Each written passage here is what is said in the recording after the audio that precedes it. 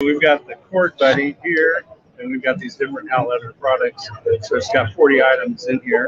Cool. We just kind of scroll through. It's pretty needed. Yep. Just waiting for it to go live.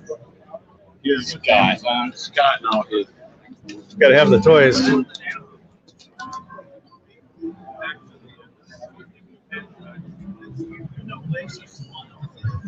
All right, we're live. Hey, Scott Smith here with Travis Perry and Chad Jeffers. We are live at NAMM. That's the National Association of Music Merchants, and we are sitting in the Hal Leonard booth. And Hal Leonard is important to Chord Buddy, and I've highlighted that in the carousel here. You can take a look. Chord Buddy is a true guitar learning system. And when some people look at it, they don't quite understand, but it is a total journey that in a couple of months you can go from playing or not playing guitar to playing guitar with Chord Buddy to playing your guitar without Chord Buddy. And right here is Travis Perry. You may have remembered him from Shark Tank when he got a deal with Robert Herjavec. And then right over here, we'll talk to Travis in a moment. And we got Chad Jeffers. Chad is an accomplished musician. He's been on the scene in music as a professional for how many years? 20 years. 20-some years, yeah. So Started when I was 5. yeah, and the really exciting news is not that he's going to be on tour again. They've got a show coming up with Carrie Underwood. And Chad is a key musician. He's the dobro player. He plays saxophone, plays harmonica, pedal steel. You've got to see it all. The show's coming up. If you can make it to the live show, you got to do that. But we've got Chad here with us, and he's actually partnering up with us here at Chord Buddy, and we'll be making other announcements about that. But today is not about that. Today is all about the NAMM show. But like I said, the big news is not that Chad is going to be going on tour again, or he got a show coming up again. It's that he's going to be a papa coming up. So That's right. When's the baby due? August 6th. August 6th. So, yeah. So it's so still plenty of time to worry about it. But is the baby room ready? The baby room is ready. Outfitted? Yeah, What theme did you go with? We went with a. Well, he's going to be a Leo, so we have some lions, and then we also have some guitars around, and Of course. and some little animal bands, like on the blankets and everything. So Did it up right. it's all did it up decked out. Yeah. Yeah, that's awesome. Well, hey, Travis was the inventor of the Chord Buddy, and just maybe give a little brief about how it came about. Well, first I was in real estate, and Chad's also in real estate. And, That's right. But I was in real estate in the 07, 08 era. All right, yeah. So that was when the subprime mortgage busted. And so it put me out of business. So I had to go back to teaching the guitar to make a living, just to pay my bills. And I had the idea for a magic gizmo when I was 18. And I was teaching guitar the reason I had the idea is so many people quit. Statistically, 7 out of 10 get frustrated and quit within the first 2 months. Wow. We call that the 2-month hump in the teaching industry. So I had an idea for a magical device you put on the neck of the guitar, press a button, it would make a full chord, so you could start playing songs instantly.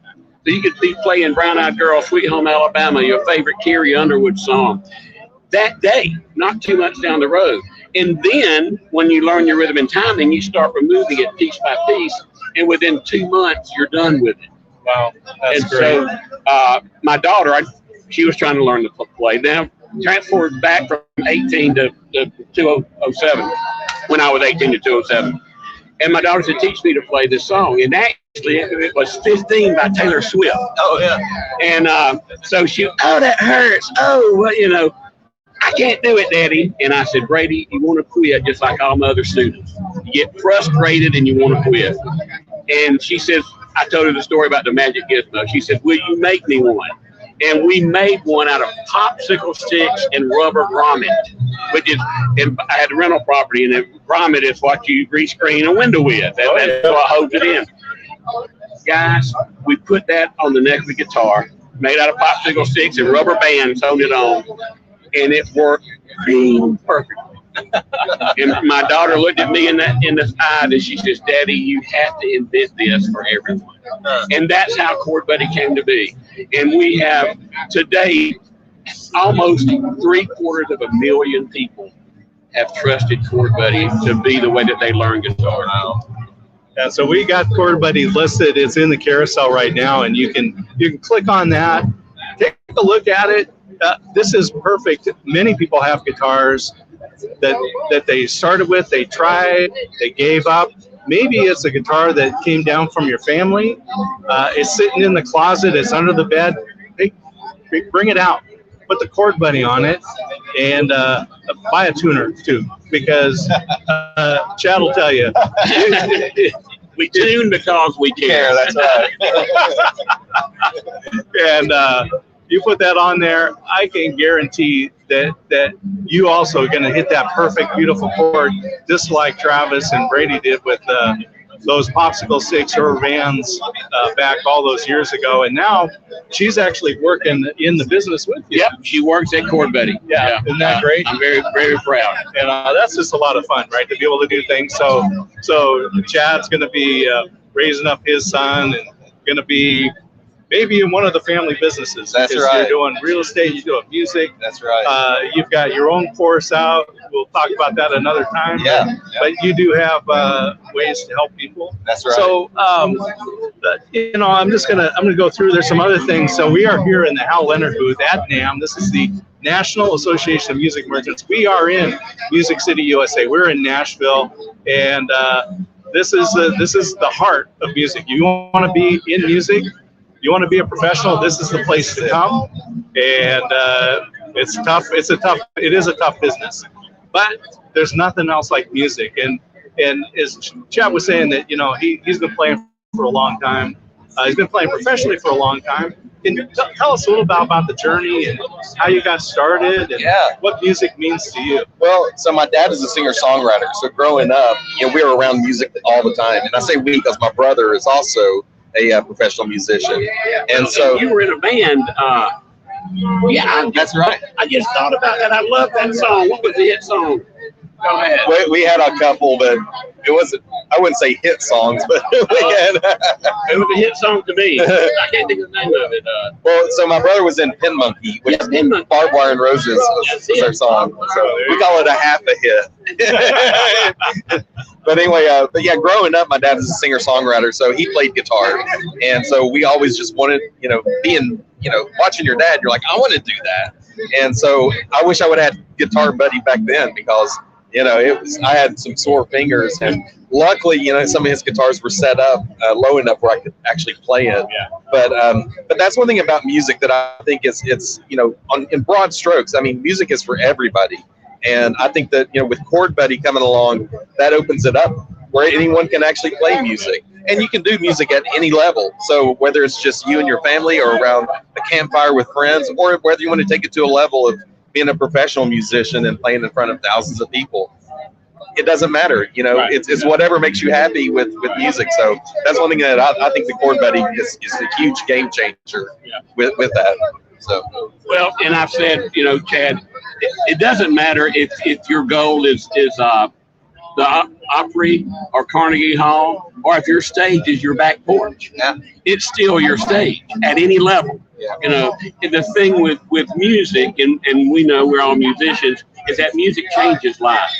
Music is the one constant that has been with me through good and bad real estate, good and bad relationships, friendships, times of trouble, times of happiness. Yeah. It's the one constant that's been there. Because friends can come and go, and jobs can come and go. Yeah. But music has always been the one thing that has been the constant in my life. Wow. Yep. Absolutely true. Whether you're happy, whether you're sad, music is there. That's right. And so you came from a singer-songwriter family. I mean, you grew up kind of in that. Mm-hmm. And you write your own songs? Do you write songs too? Yes, I write songs. Yeah. And I have to ask because with your baby coming along, Yeah. have you written a song just for your son yet? I've started to write more lullabies. Oh, and so nice. yeah, I'm definitely on that train. So Okay. it's fun, and it's it's inspiring to know that there's another life coming, and it's just exciting to see that. So, Yeah, that's great. yeah. Does your wife play? She does not. She sings. She sings. Yeah. Yeah. But yeah, she's like, I'm gonna leave all the music to you. She'll be singing those lullabies. Oh, I know. Yeah, she She'll be loves singing it. those. Yeah, yeah, that's wonderful. I it's just I was thinking, not only do you play a dobro and guitar, saxophone, harmonic, and all this other stuff. One of the things that I like, and Chord Buddy has, and I'm highlighting here, is also for ukulele. So there's the uke buddy, but ukuleles in general I really like because for not a lot of money, you can get a very quality instrument that's going to have a really good sound to it, and it's very portable. And Chad, have you played yeah, ukulele? I've got a ukulele, and it's impossible to play ukulele and not be happy. I mean, it is a happy We instrument. say that all the time. Ukulele makes you smile. Yeah. With guitar, there's a lot of rules. Oh, yeah. You play a D, you can't hit the top string because it's not in the chord, blah, blah, blah. Ukulele, just strum them all the time, be happy, and take it with you. You know? I have heard blues played on a ukulele, but it can't. You're not crying. Yeah. It's not crying blues. These are happy blues. Right. Yeah. Well, it's I just really like it because it's a portable instrument. Yeah. It's relatively inexpensive, so you don't mind taking it with you on vacation. Take it to the beach. Take it to the mountains. Yeah.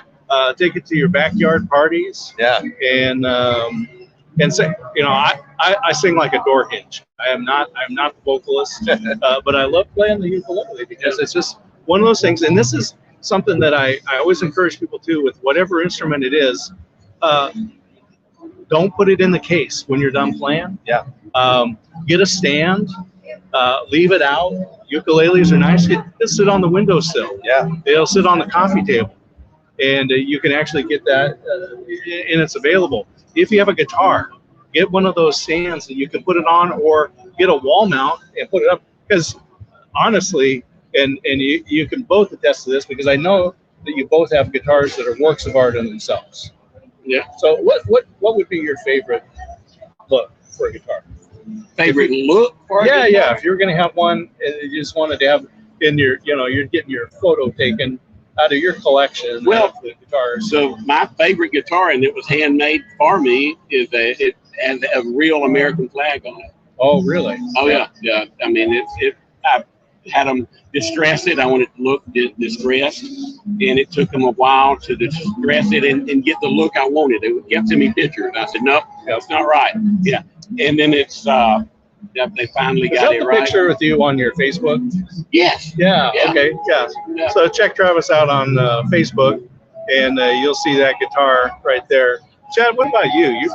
My favorite guitar is my dad's guitar. I got it after he passed. It was a 1962 Gibson Dove. And because of my relationship with Gibson guitars, they actually took it and reworked it and made it sound like it's a brand new old guitar. Yeah.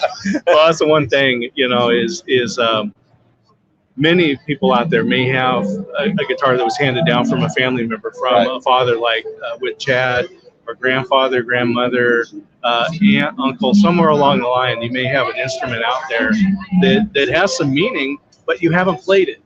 And, a lot of the stories we hear with Chord Buddy are people that they had an instrument, they maybe tried to take some lessons, like the 70% of the people, they quit, they just didn't carry on with it, and now that family member is gone. And there's a lot of stories we hear from people who are saying, I got my grandfather's guitar, and he tried to teach me some stuff, but, I was too young, I didn't have the attention span, and I gave up. And then they came along and they got a Chord Buddy, and all of a sudden they could play, and they said, I bet my grandpa is looking down and smiling, and he's seeing me play that old guitar. Had so many stories like that literally, as my grandmother used to say, make my eyes leak. It made my eyes leak. Yeah, you know, I just Friends tears to you. I think of that, Chad, with your father's guitar. And you know, to me, guitars have stories in them. So to me, whenever you play it, you're kind of letting those stories fly and filling the room or filling around the campfire. So, but guitars are meant to be played and not to be in cases under a bed or in a closet. So I keep most of my guitars out. And I owned a music store for years, and they would always say, "What kind of case do I need to keep it in?" I said, "You don't. A case is meant to, when you're taking it outside of the house. When it's inside the house, you do not put it in a case. You put it in a stand, because if you put it in a case, you will find an excuse not to get it out and play it." That's right. So never put your guitar in a case when it's in your home. It's only for taking it out on the road. I fully agree with that. You know, I'm going through. We get just a ton of different items here in the carousel, because Hal Leonard is a huge music publishing company, so they've got rights to a lot of songs. 97%. 97%. Wow. They have the rights to 97% of every written music. You know, and you know, these artists, when they write the songs, publish the songs, this is how they get paid, right? Yeah. So make sure that you're buying the music that you're playing, and to go through. So I just highlighted, we've got 100 most popular songs. This is one of the books you can go through. You'll find the songs that you love, but I'm going to go through, and I think there's one in here. This is the Hal Leonard Disney songbook, and I would say this is actually a coffee table item, because I don't know if you're Disney, but you're going to be in Disney with your son. You'll be watching a lot of, especially with Marvel now, part of that, and Star Wars, and all those great things, right? But you know, I'm thinking, for my daughter, she doesn't need the words. We would just maybe flip this book open, and we're going to find a song, and all of a sudden she's singing all those Disney songs, right? Mm-hmm. It's a big part of our life. Yeah. And I imagine, does your daughter sing too? No. And I'm not a singer. I mean, I'm a harmony singer, but I'm not a lead singer. Yeah. But no, they haven't got into the music yet. I'm hoping, but not yet. Yeah. Well, I tell you, there's so many just styles of music, and a lot of it's crossing over, and a lot of it's being recombined, and you'll hear maybe some familiar songs that are being sampled and incorporated in, and a lot of original music. And one of the great things is about, if you have your own instrument, if you have a ukulele, you have a guitar, and you just start playing around, you are right then creating your own songs. And you know, you don't need to be a published musician. You don't need to. All you need is an instrument and a little bit of time. And one of the things that I love to do, and we're talking about putting the guitar out on the stand. And so when we're getting ready to go someplace, I'm usually ready much earlier than the rest of my family. So there's a couple of options I have. One of the things that I can do is I can go out and sit in the car and be grumpy, or I can pace around the house and go, "Are you ready yet? Are you ready yet?" Or even better yet, I'll take my guitar and I'll just, as they call it, noodling around, right? Yeah. And you can probably hear a lot of people noodling around here at NAMM, because once you pick up a guitar, you just can't not play it. And then you play, and then all of a sudden my family is like, "Are you ready to go?" "Oh, okay, let's go." And then put the guitar away and take off. I was just doing that. We were getting ready for church Sunday, and I said, "I thought we were leaving." He said, "Well, so-and-so." So I got my guitar and started working on the solo to Neon Moon. You know, down and I said, I got to learn it for practice Monday. I'm working up Neon Moon. So while I was waiting for my wife to get ready to go to church, I worked out the lead to Neon Moon. Well, let's see. That's exactly. Yeah. So out of all the guitars and all the instruments that you have, what's your go-to when you just want to you want to play for Chad? You just want to hear you just want to relax. Probably my dobro. Yeah, I go for the dobro. Yeah. Can you explain to folks what a dobro is? So dobro is a brand name And so a dobro is a resophonic guitar. So it looks like it has a fish grill cover on it, on the top of it, or a hubcap or something. Yeah, it looks like a hubcap. And then, but you play it flat. You play it with a bar in your left hand and finger picks in your right, much like a banjo player would have. And the strings are really high off the fret, so you just play it. So it's a slide guitar. So that's great. And there is that's a square neck. And I agree with you, but my go-to is a dobro. I mean, they just have a soul in them, it sounds like. But they do make a round neck, which you play like a standard guitar. Yep. So there's a round neck and a square neck. Okay. And the square neck is my favorite. The round neck just doesn't have the same sound for some reason. Yeah, so that's the beauty too about this is that there's an instrument for everybody.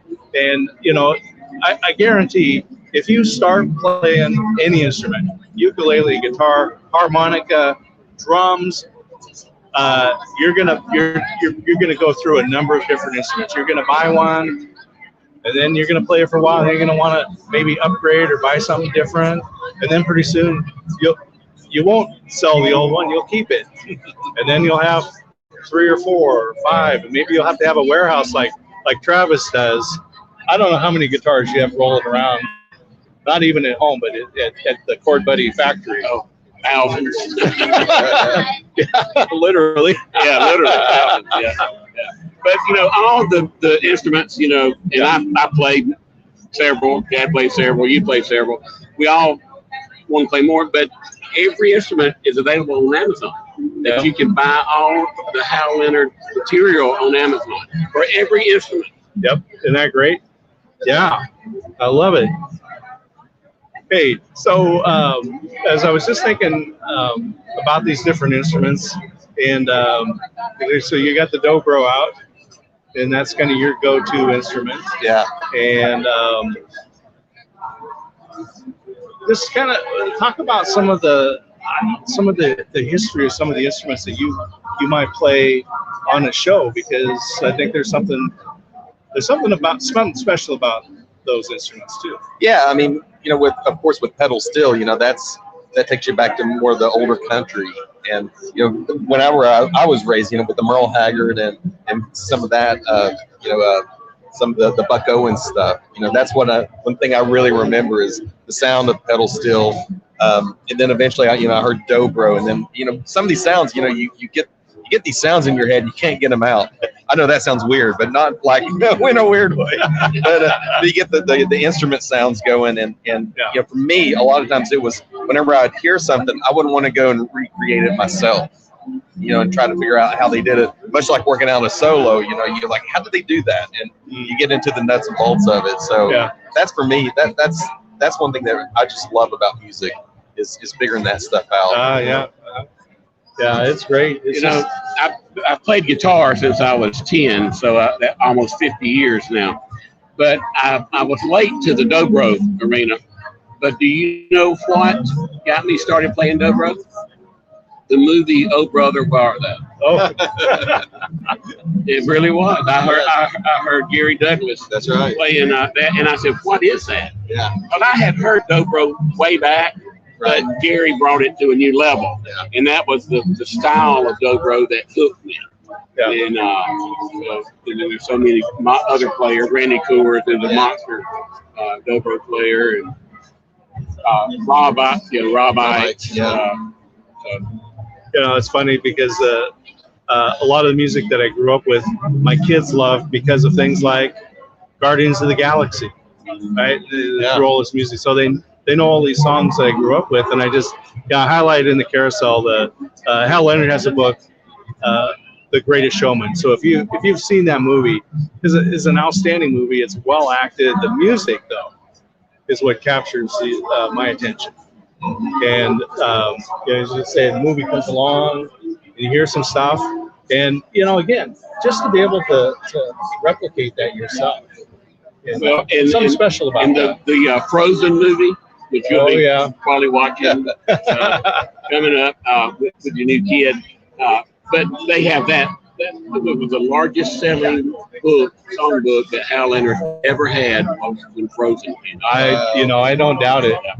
And every school I would go to show Chord Buddy to, I'd say, what song do y'all want to hear? And the girls all said Frozen, and the boys all said no.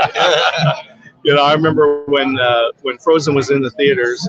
I don't know how many times my daughter went to see it, but then they came out with a special version that was designed as a sing-along. Oh, wow. And they actually had the words come up on the screen, and you got the entire theater singing those songs. Wow.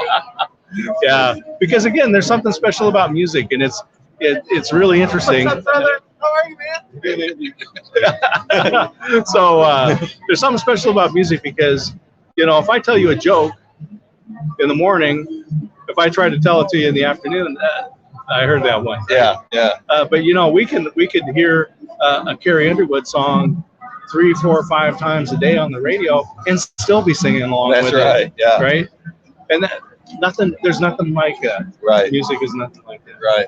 Any special songs that you think of that? Oh man. Yeah. Impacted you. I mean, growing up, you know, we listened to a lot of gospel music. So for me, I grew up in East Tennessee, so the Appalachian Mountains. So like Wayfaring Stranger and some of those kind of songs, just a very soulful sounds. That's what I was always drawn to. Yeah. So yeah. Yeah. Travis, what about you? Well, sort of similar. I was raised in L.A., Lower Alabama, and so Southern gospel quartet music. Oh yeah, was huge. Yeah. And I can't tell you how many Saturday night sings I went to every Saturday night for years. Mother hauled us around everywhere to hear Southern gospel quartet music. Yeah. So that four-part harmony, Southern gospel sound is what I was raised on. Yeah, that's great. You know, my dad, he was involved with barbershop. And so he sang in the chorus, but we would go to the competitions with the quartets. So they have the choruses, but they have the quartets. Right. And it's not just the music; it's all the showmanship that they put on. Right. They get the costumes, and sometimes it's the traditional, 1890s, 1900 type look.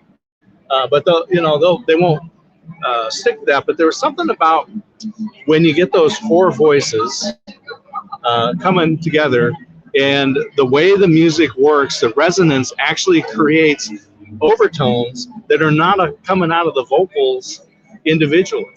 But when they all blend together, there's these overtones that come out, and there's something very special about it. And so when I grew up and I was a little kid and we go to these things, that sound is embedded in my head. Yeah. And when I hear really good quartets, it goes right to my heart. Yeah. Whenever we would, sometimes they'd come into our church. And so like what you're talking about, those overtones, and like whenever they end on a note, you just hear it just kind of fill the room, just kind of echo throughout. It's really amazing. Really cool. Yeah, it's a very, very, very special thing. Well, I'm going to wind this one down because we got a lot of stuff going on, and Chad is taking time here, and I appreciate Chad you coming down and joining us here at the Music Center at NAMM here in the Hal Leonard booth. And Travis, it's always fun just to hang out with you. Oh, my pleasure. Thanks for doing this, Scott. Yeah, it's so much fun. And as my wife says, I just get to do what I do. Yeah. Talk to people. Yeah. And we get to put it out and let folks have the opportunity to do a little bit of shopping. Click on the links, find some stuff that resonates with you, whether it's a Chord Buddy, whether it's a music book. Like I said, I think that Disney book is just one of those things that you should buy just for your coffee table. And when people are coming, maybe this summer you're going to have a barbecue, you're going to have a backyard party, family reunion, and I guarantee that if you pull something like that out, or the 100 great songs, you're going to start singing, and you're going to have a great time, and it will make that event more memorable than anything that's happening with COVID. We have been separated. We've been out. We're happy to not have masks, to be together, to be able to shake hands, to embrace, to be together as a family. So music is a huge part of what you can do. Hal Leonard has all the books. I'm glad to be here in the booth. I thank Hal Leonard for sponsoring, for allowing us to be here. And with that, we're just going to sign off. So, Travis, Chad, again, thank you so much. Thank you. See everybody later. So when y'all are out in Vegas, Dad, Yes, sir. y'all stay in the hotel, or y'all rent Yeah, I think a house? No, I think